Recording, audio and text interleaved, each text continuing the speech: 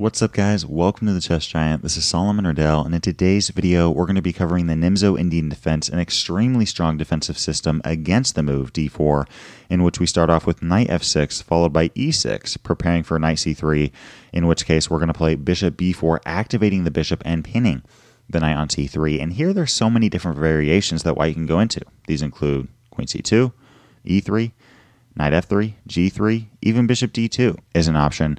But in today's video, we're going to be covering the Saemisch Variation with a3 and how black can best play against this line from white. Here, we're not going to play a passive move like bishop e7, and we're definitely not going to play bishop a5 because here white could steamroll the pawns down the board with b4, and after bishop b6, play c5, and our bishop would be trapped. So here we're going to take the knight on c3 and then play the move b6, and now white has a big decision to make. One of them is to simply just naturally develop the pieces with moves like e3, knight f3, bishop e2, castling kingside, queen c2. This is completely okay for white, and we're going to go over that later on in this video. But first, let's go over how black best plays against the most popular variation at the master and grandmaster level with f3. The whole purpose of f3 is to prepare this e4 push, and against this, we're simply going to play knight c6. And now against e4, we could play some passive chess like bishop b7, queen e7, castling kingside. But I think that the crazy-looking move bishop a6 is a dangerous weapon for black. And why on earth are we playing a move like bishop a6? This is very abnormal. It was actually popularized by Grandmaster Romanishin-Kasparov, and he had used this opening to his success against elite-level grandmasters. Really, the whole purpose of bishop a6 is to attack the pawn on c4. And for the rest of this game, we are going to go after this pawn. The whole point of bishop a6 is to put pressure on that pawn, continue with knight a5, putting even more pressure, followed by queen c8, queen b7, and queen b6, gain up on that pawn, win the pawn, and go into the endgame with a material advantage. Now in this position, white has a few different options. One of them is bishop g5, pinning the knight on f6. Bishop g5 is the most popular option. Another move for white is e5, kicking our knight back to g8. And lastly, we will go over bishop d3, just naturally developing the bishop. Let's first go over bishop g5, pinning our knight. Well, we're now going to play queen c8, escaping the pin and also getting one step closer to our queen b7, queen c6 idea. And after a move like bishop d3, we can play knight a5, followed by queen b7, looking to play queen c6. And I mean, let's just say white plays a move like knight h3. We're going to continue with queen c6. Now our queen, knight, and bishop are all gaining up against the c4 pawn, and there's really nothing that white can do about it. I mean, even if a move like d5 is played, we play queen a4, and all of our pieces on the a file with our queen, knight, and bishop are extremely active. We're about to win a pawn, and black has a clearly better game here. I do want to mention that there's a couple of ways white can stop black from playing queen c6. One of them is the move d5, but even after d5, I like black's game. We play knight b3, attacking the rook on a1, followed by knight c5, a very strong outpost for the knight. And on top of that, the c4 pawn becomes even more vulnerable. And if a move like e5 here, attacking our knight on f6, we're going to play knight g8. And I'm actually okay with playing knight g8. Usually we don't want to go back to our first spot for our pieces, but now, because white's pawns are so overexposed, we're later going to bring our knight to e7 and later bring the knight to either f5, d5, or c6. Now here the move for white is bishop e4, attacking our queen on b7, and most would be tempted, at least I myself would be tempted, to play c6, simply getting out of the line of fire. But here Romanishin-Kasparov prefers the move queen c8, and at first I wasn't really too big on this move. I mean, I usually don't want to give up an exchange at move 13 in the game, but here taking the rook is a very bad idea for white. We're going to take back, and now, yes, we're down the exchange, but we're about to win a pawn back, and on top of that, have complete control of the light squares. This is a very difficult position to play with as white, and let's just say white plays a move like knight h3. I mean, there's no way for white to defend the pawn on c4, and now we're going to take the pawn with the bishop attacking the queen, and let's say white plays a move like queen c2. We're now going to continue with queen c6, centralizing the queen, and now the king can't castle kingside because of our bishop on c4. So following a move like king f2, we play d6, really putting some pressure right here in the center of the board. And after a move like bishop f4, play knight e7. Now we see this knight getting active, about to come to d5 or f5, but I personally like this d5 square. We have a very active knight on a5 that at any moment's notice can jump right into b3, and it goes without saying that our bishop and queen have complete control of light squares here. Honestly, when I look at this position from the white perspective, things are very uncomfortable. So that covers the move bishop g5, pinning the knight on f6, in which case we're going to play queen c8, continuing our idea of queen b7 and queen b6, also allowing e5, in which case we're totally okay with playing knight g8 and later rerouting the knight to e7 and d5. Now here, what about the move e5, immediately attacking the knight on f6? Well, now we're going to play knight g8 with the same idea, and following a move like knight h3, continue with our knight a5 idea, both the knight and the bishop really attacking the pawn on c4. And now the only way to defend the pawn is the move queen a4. This queen defending the pawn as well as the bishop. Now there's two defenders and two attackers. And in order for us to take a piece, we have to have one more attacker than the defender has. So here, we're not going to take the pawn on c4, but instead just continue with knight e7. Now we could play a move like queen c8, followed by, say, c5 or queen b7, queen c6. But I personally, when playing against queen a4, prefer to develop the pieces on the king side. This queen is a little bit out of the way of the game. It's not really doing much except holding on to one mere pawn. So let's get an advantage in development and then strike on the queen side of the board. Let's start off with knight e7, and after a move like bishop d3, play h6, taking away the g5 square from both the bishop on c1 and the knight on h3. And following a move like knight f4, we can now continue with castling kingside. Now, sometimes against the Nimzo-Indian, white will play h4, looking to expand on the king side of the board, but we're completely okay here. We're now going to play d6, looking to undermine white's overpush center, attacking the pawn on e5. And following a move like e takes d6, we're going to take back with the c-pawn, bring our rook to c8, and now we have a knight, bishop, and rook all gaining up on that c4 pawn, and here black is clearly winning this game. So that covers the move e5, in which we simply bring the knight back to g8, play knight e7, knight a5, castle kingside, and eventually break through with d6, undermining white's center. What about the move bishop d3 here? Just a natural developmental move, not trying to do anything crazy.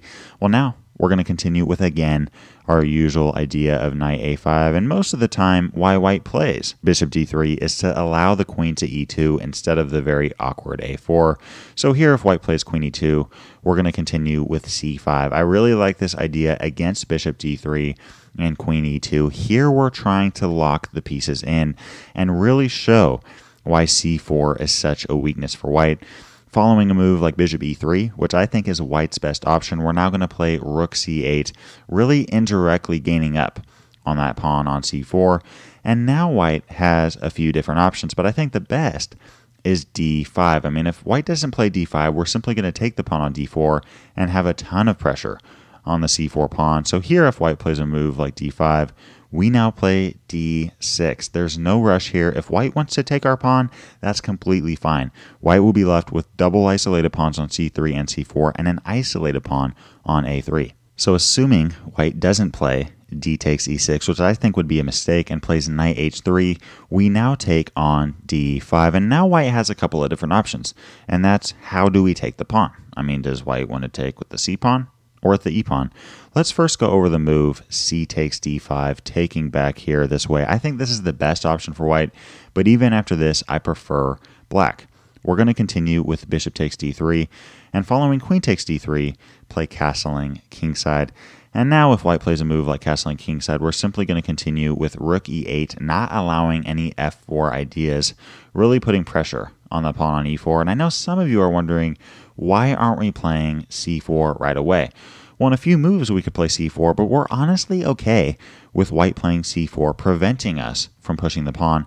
The reason for this is that this bishop, for the rest of this game, this dark-colored bishop will not be able to defend the pawn on c4. We have a very strong knight on a5 attacking it, and for the rest of this game, white is going to have to babysit that pawn on c4.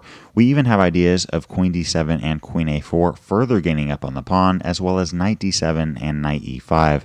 Here, if we continue with knight d7, looking to play knight e5, attacking the queen on d3 and the pawn on c4, there's a couple of different options here. I think the best is bishop f4, in which case we're going to play queen f6, putting our queen on this beautifully long diagonal where white will simply not have a very good game. And if white plays f4, we're now going to play queen e7, the rook and the queen gaining up on that pawn. And if a move like knight f2, we're going to play knight f6, bring the knight right back. We now have a knight, queen, and rook all going against the pawn on e4. And really, the pawn on e4 and the pawn on c4 are extremely weak. And once we win one of these, black is going to have a clearly won game. I mean, let's just say later on we win this pawn on c4. White can't babysit these two pawns forever. We're going to take the pawn on c4, push this c pawn up the board, and black will simply have a one game. So that covers the move c takes d5, which I actually think is white's best option. What about the move e takes d5? Now, this makes a ton of logical sense. By doing this, our rook on c8 is no longer active, and therefore the power behind the knight and bishop isn't as prevalent, at least at first sight. But now we're simply going to castle kingside, and after castling kingside, play rook e8, putting our rook on this open file. In chess, we want to put our rooks in positions where they can be active and successful pieces, putting pressure on the opponent's camp. And now if white plays rook fe1, we're simply going to play queen d7, looking to play queen a4, attacking the pawn on c4, again with three different pieces. So if white stops this with a4, we're now going to play rook e7, looking to double up. White can't really contend for the e-file right away because if this bishop moves, we simply win a queen.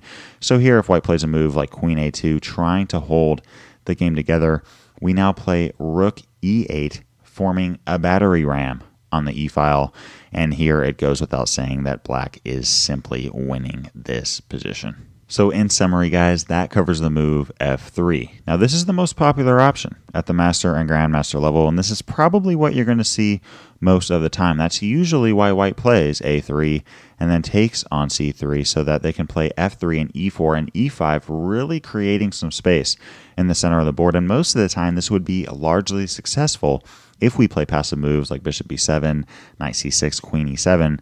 But as I've showed, this bishop a6, knight c6, knight a5, queen c8, followed by b7, c6, attacking c4 idea is very strong, and there's honestly not a ton that white can do about it without giving some huge weaknesses in the position. So sometimes white will opt to just play natural developmental chess with the move e3. But now against e3, I actually don't recommend playing bishop a6 followed by knight c6 and knight a5. The reason this plan is so successful is because f3, e4, and e5 wastes a ton of time. Yes, white does get an advantage in space, but honestly I think black has a clearly better game there.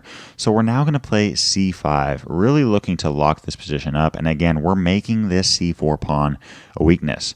Now white could take the pawn at c5, and we're completely okay with that. If we take back, white will then have double isolated pawns on c3 and c4, and an isolated pawn on a3, just like many of the variations we just went over. So we're totally okay if white takes the pawn. I think it's better for white to just naturally develop the pieces with moves like bishop d3, in which case we're going to put our bishop on this very strong diagonal, attacking the pawn on g2, and following f3, we can now play knight c6, followed by castling kingside, and if e4, this may look really intimidating, but we're now going to play d6, forming a wall here, and I really like black's game from a strategic standpoint. If white castles, we're now going to play knight e8, and I know some of you are probably wondering, wait, why would we ever play knight e8? This looks really passive, but the whole point of knight e8 is to eventually prepare an f5 push. And here if white continues with, say, bishop e3, we're going to play knight a5. This is always a good option against the Saemisch variation. This square is always available no matter what we play, putting pressure on c4. Now this bishop really has to babysit that pawn.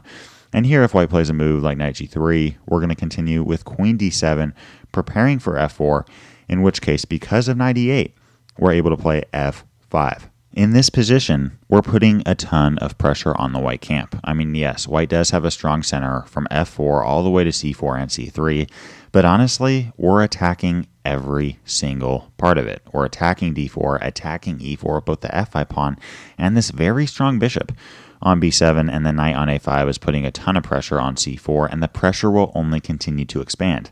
Here, if white plays a move like e takes f5, which I think is white's best option, we're simply going to take back with the pawn, and now our bishop is extremely active on this long diagonal, and there's really nothing white can do about it. Now, we're completely okay if white takes the pawn on f5, because we're now going to take back with the rook, and after bishop takes f5, we're going to take back with the queen. We now have two pieces for only a rook and a pawn, which I would generally, even though that's even material, I would generally much rather have two minor pieces than a rook and a pawn. And on top of that, the light squares are extremely weak now. There's no light squared bishop. The bishop on e3 is a tall pawn. This knight on a5 is attacking the pawn on c4. We have a very strong bishop and a queen that can soon come to e4, a knight on e8 that can come to f6 and e4, and this rook is soon going to come to e8 and really fight for this strong e-file. Here, black is clearly winning this game. Now that's if knight takes f5 is played, which I honestly don't recommend for white. Basically, by doing this, white is giving up a knight and a bishop, and in return is only getting a pawn and a rook, and as well is really weakening the light squares, especially c4, e4, and g2. So I think it's better here for white to continue with a move like d takes c5, simply taking the pawn. But even after this, we're completely better. As I've mentioned multiple times, these pawns are extremely weak on c3 and c4 as well as a3. And here, if white continues with rook b1, we can play bishop c6, really eyeing that a4 square, and following a move like rook e1, continue with g6, solidifying the position of our pawn on f5. And after bishop f2, continue with knight f6. We now have an extremely strong knight on a5 attacking that c4 pawn, an extremely strong bishop on c6, really putting pressure on this a4 and g2 squares. This knight on f6 is active, eyeing e4 and g4. This queen's active, and these rooks on a8 and f8 aren't doing a ton at the moment, but at a moment's notice, we can bring them to b8 and e8. I love black's game here, and I honestly don't think that white has a ton to show for it. If someone came up to me and said, hey, this is the position that you're about to play in the final game of this tournament. Now, if you pick black, you have to win, or you could pick white and try to hold on to a draw and win the tournament. If you play white and you draw, you win the tournament, but if you're black, you have to win in order to win the tournament. I would still pick black. I mean, this is just a clearly better game for black, and honestly, I don't really know what white would do in this position. Our pieces are so active and we have so much potential. I would pick black any day of the week. If you'd like to learn more on the theory behind the Nimzo-Indian Defense, click the video to the left. If you'd like to explore more chess openings in general, click the playlist to the right. Leave a comment to let me know what other videos you'd like to see covered on this channel. And as always, I appreciate you guys. Thanks for watching. Peace.